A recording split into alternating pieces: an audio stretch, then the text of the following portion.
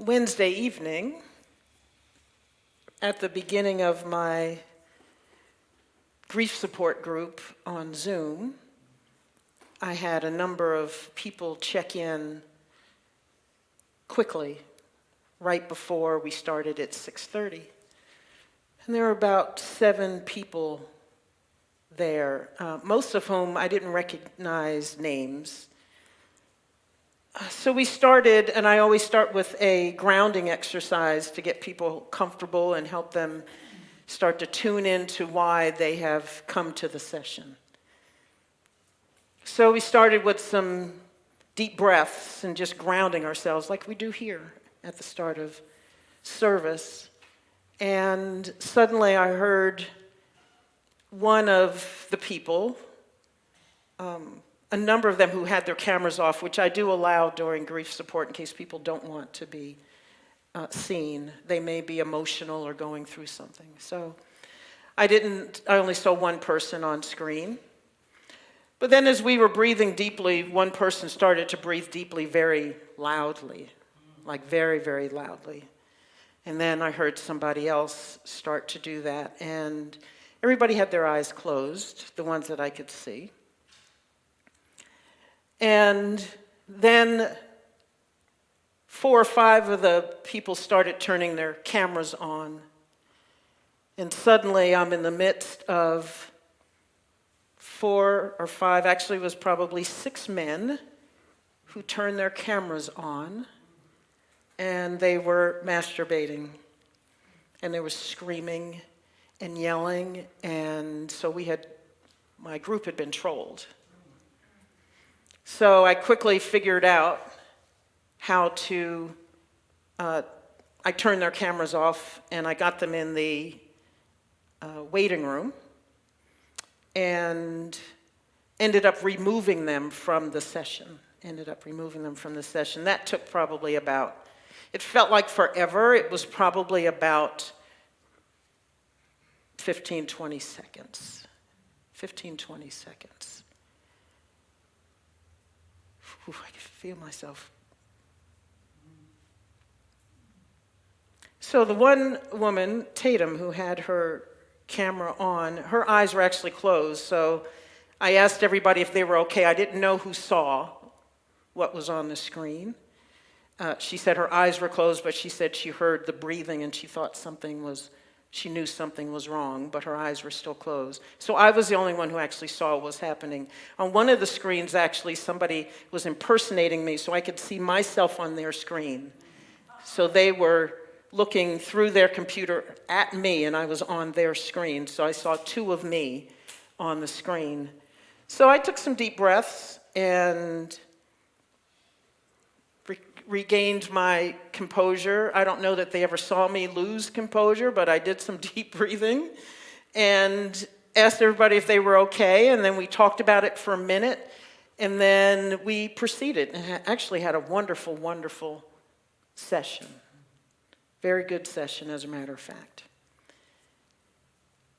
So everything ended, and we were happy. Actually felt good about the fact that we were able to move on and do what we had come there to do, and that the trolls had not disturbed our purpose, because that was important to me. For them, they came there for something, and it was important that we complete that.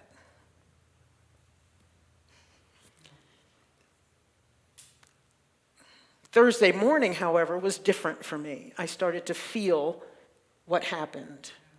I was good Wednesday night, and I went to bed, and I actually had a nightmare, but it wasn't that disturbing. And one of the things that kind of dawned on me, and I thought, well, I've come a long way, because with my history of sexual violence, that could have thrown me into a real setback, into a real spiraling down, an emotional upheaval, and it didn't. But it did make me sad. So as I was working out Thursday morning, I had tears during my workout, that's often a place that I can emote, because the body is moving and energy starts to move and I'm relaxed. I got music playing, and then somehow I always feel free in my working out to have tears. And so I had to stop for a minute and have my tears, just from the sheer shock of it all, which kind of was delayed for me by about 12 hours.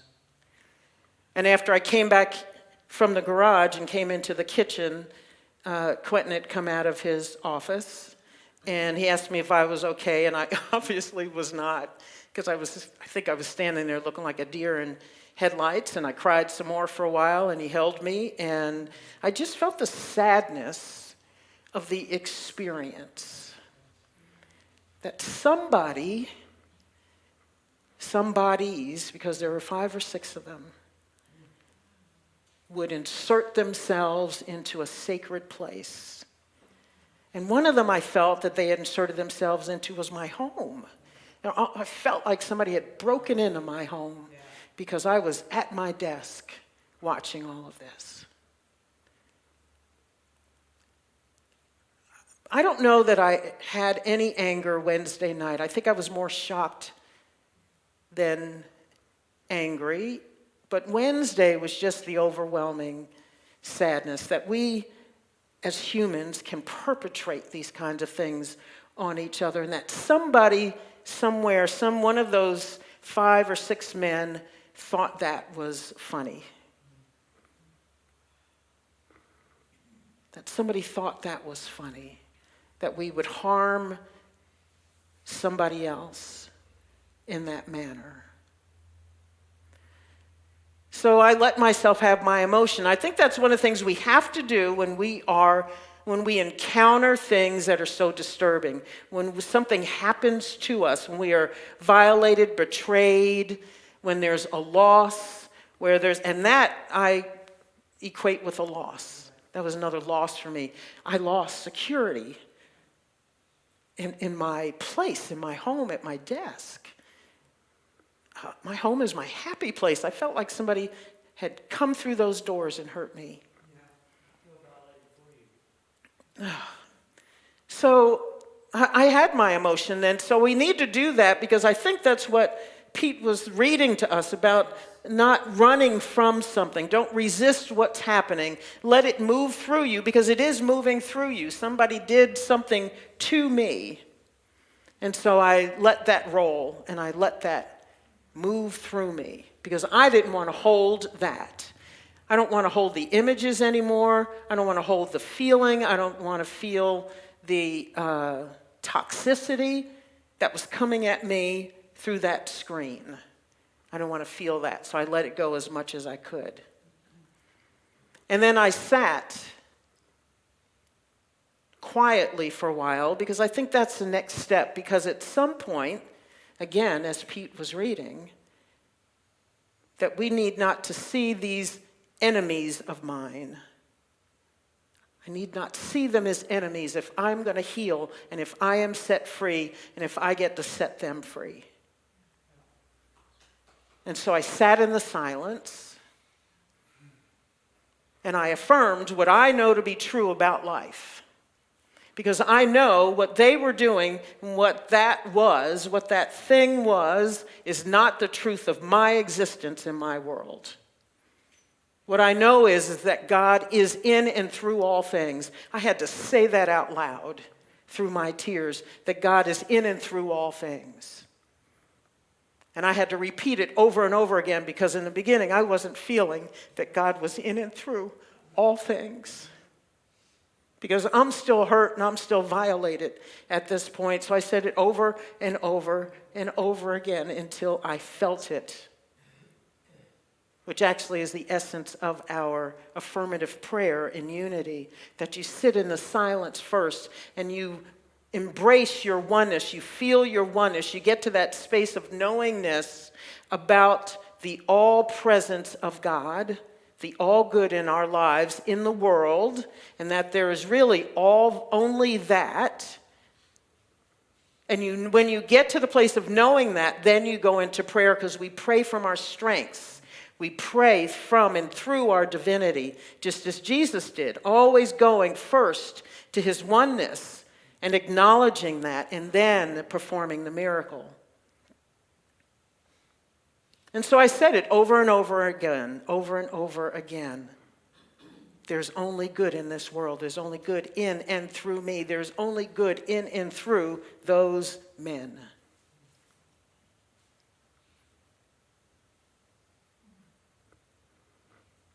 And then after I started to feel that, then I prayed for them.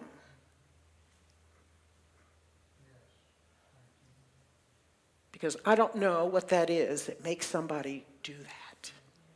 I don't know what that is. I don't want to know what that is. I don't need to understand it. I don't need to ask why they did it. I don't need to ask where that came from. I don't need to ask who they were or where they came from.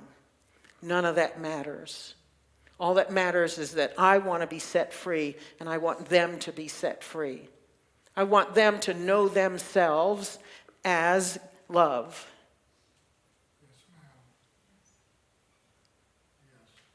I want them to know themselves as love. And I want them to show up in this world as love. And that means that I have to show up first. I have to show up first. And I sat for a while because it didn't happen quickly. But I could feel myself start to calm down. I could feel myself let go. I could feel myself detach from the toxicity. I could feel the sense of violation go away, drain out of me, and get back to who I am, to feeling who I am, to knowing who I am, not a victim, because I could have gone full victim and still been there this morning. But I have no ambition to be anybody's victim. All I want is freedom and peace. It's really all I want is freedom and peace. And so I prayed for them, and I had compassion for them. That they know what we were talking about last week, that we are that love, that we are one with the divine, that we are unique expressions of the divine, and that they are too. And I am one with them. Man, that took a lot of work Thursday morning, that I am one with them. Because they too are unique expressions of the divine. But they have forgotten, or they don't know what that is. And so it's my work to hold it for them. That's my work. As I hold it for me, I hold it for them. As we hold it for ourselves, we hold it for others. But we got to take care of ourselves first. We have to get back to the truth. A whole lot of ugly in the world sometimes.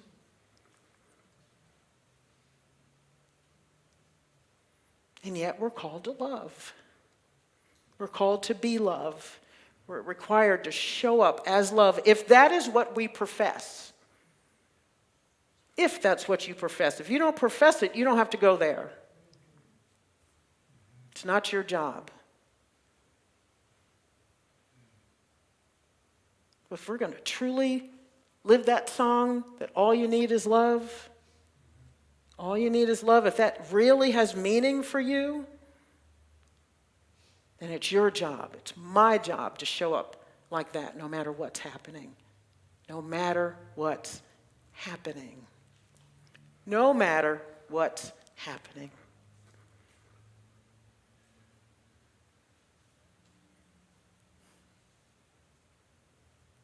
No matter what's happening. Breathe that in. No matter what's happening. So one of my favorite books, we've talked about this before, and we've did a book study on it, The Book of Joy, by the Dalai Lama and Desmond Tutu, and they have a chapter on forgiveness. And this book is about the barriers to joy, and then the road to joy, and what are the things that lead us to joy. And one of them is forgiveness. So this is Desmond Tutu, Archbishop Desmond Tutu speaking. And he's talking about the end of apartheid and the Truth and Reconciliation Commission. In one instance, during the Truth and Reconciliation Commission, we had mothers of some young people who had been lured by those working with the apartheid system into a booby trap where they were killed. One of the mothers said she switched on her television set and saw the body of her son being dragged.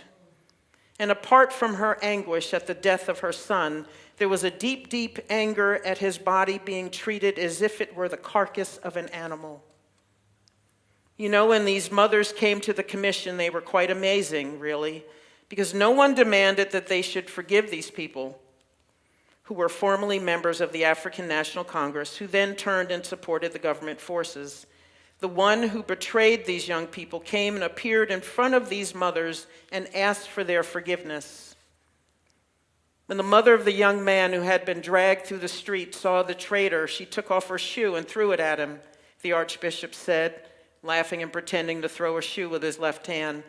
We had to adjourn for a little while, but then during the break came a totally fantastic moment as they sat there, and their spokesperson said, the Archbishop closed his eyes, remembering the unbelievable power of her words.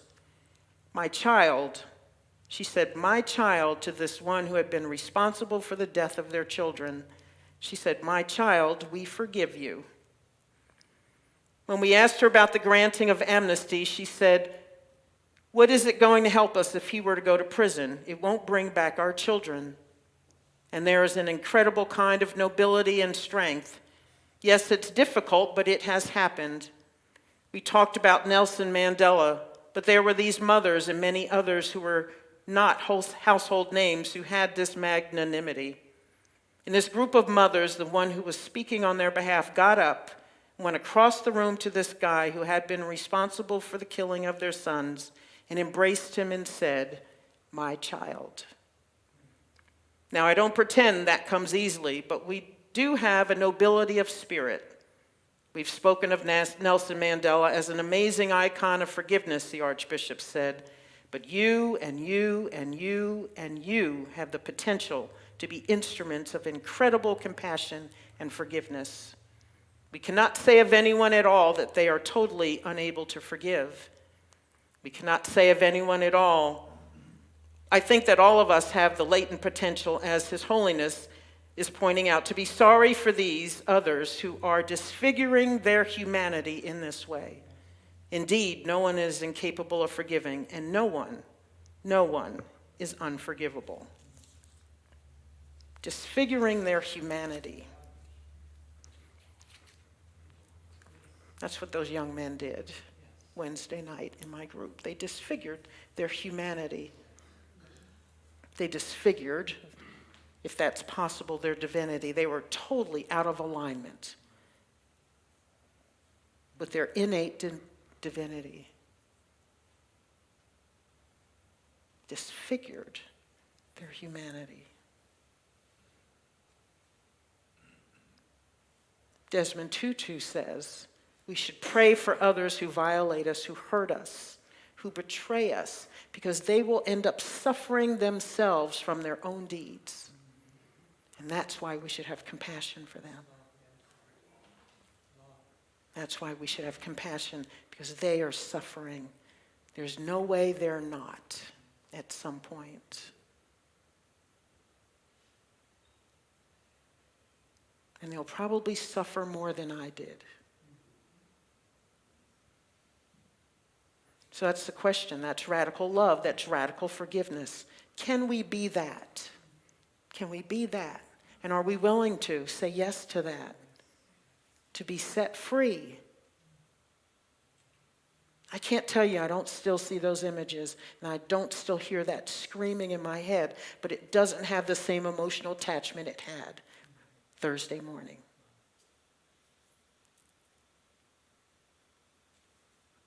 It's slowly filtering out. I don't have any attachment to it. I see it, I know it's there, and every time it pops up again, I affirm the all good in my life and in this world, and the all good in them and in me.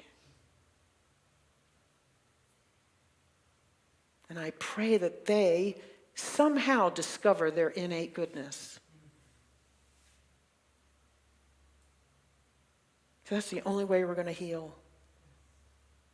It's the only way we're going to heal. It's the only way we're going to have peace. It's the only way we're going to have harmony on this planet amongst all peoples. If we could just not do harm to each other. I was listening to something on the radio the other day. And that comes from the Hippocratic Oath. And he said, if we would all just do that, not do harm, we'd be a lot further than we are right now.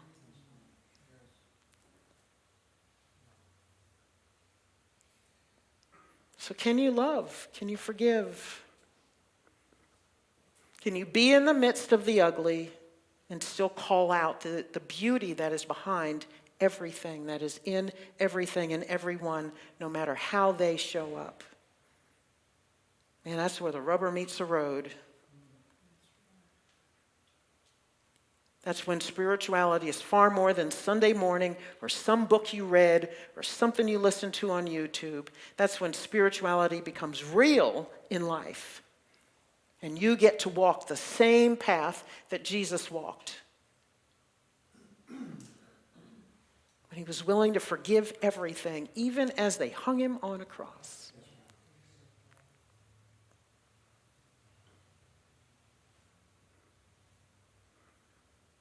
He's the way shower. And the question is, will we walk that way? Will we walk that way? And as Desmond Tutu says, each of us has that potential. You just have to say yes and be willing and do the work, do the work, do the work. Let's take this in a meditation.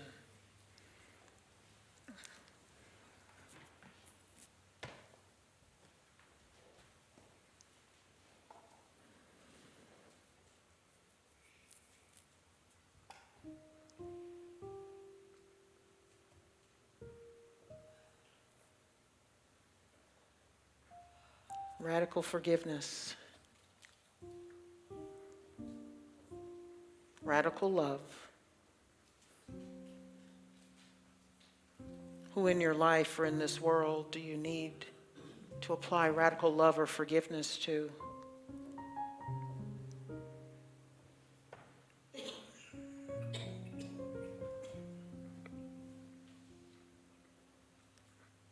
Is it the man who took the lives of those who were in Allen, Texas 2 weeks ago?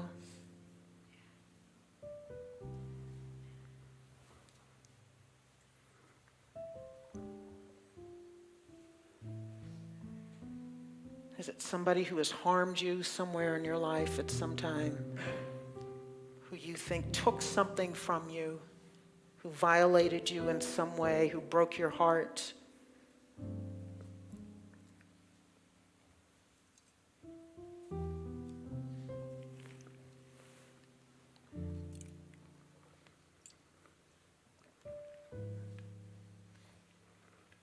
Is it some group and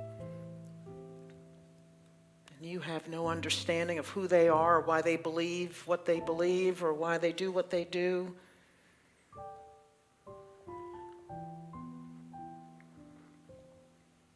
Is it the men who flew those planes into the Twin Towers?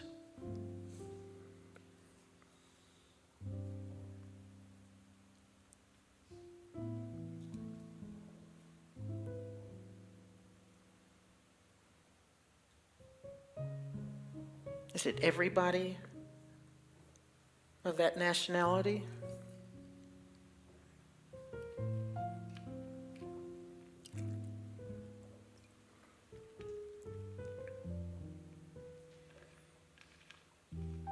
Is it some other ethnic group that you have some bias or prejudice about?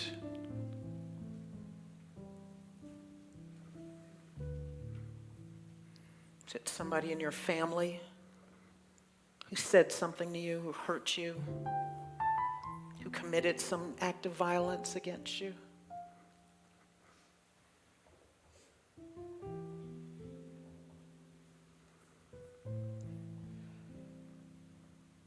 someone who cheated on you, violated your trust.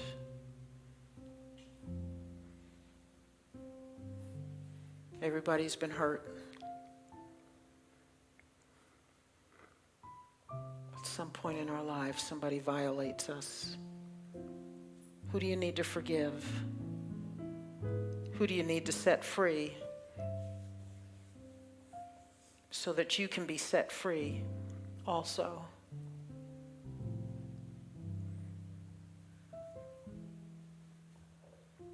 Whoever they are, if you're willing, see them now in your mind's eye and just crack the door to compassion open. Crack the door to forgiveness open.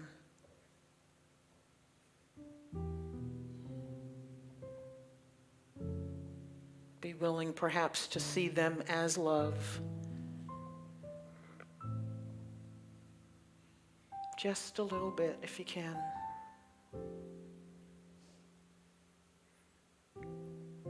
Because all they need is love. All you need is love. All they are is love. All you are is love. And with this power, this divine power of imagination, as Mark so beautifully sang to us,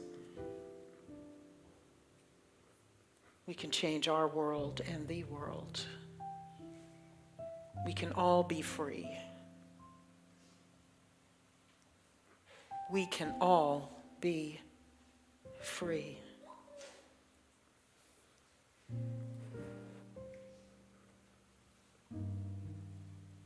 We can all be free. All you have to do is crack in the door and let Spirit do the work. For as we step forward and as we are willing, things change exponentially. The answer from Spirit, from God, from love is always greater than our request. So breathe it in. We are not victims.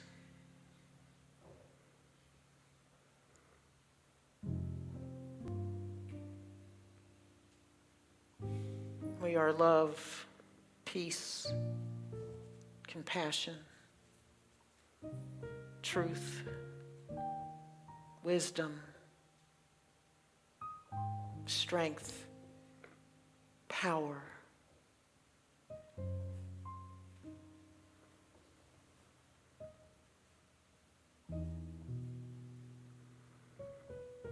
We are unique expressions of the divine, every one of us.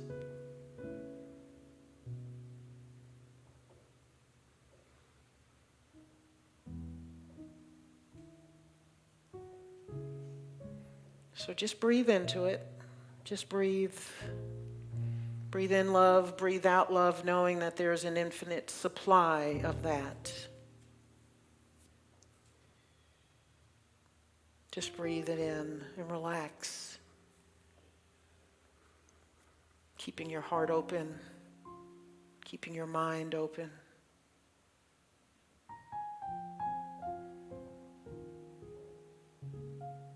And leave that door open until that feeling of love and compassion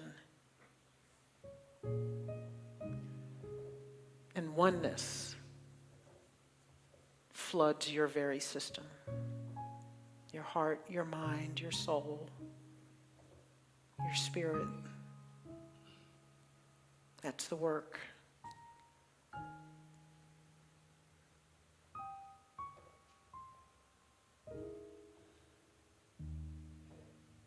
So let's breathe in together. Exhale. And if the road is tough, your spiritual community is here to support you. Keep breathing in, keep breathing out. And we say yes and thank you for the power to have this dominion over all things our thoughts, our words, our actions. Thank you, thank you, thank you. We say yes to freedom and peace. And so it is, and so it shall be. Amen.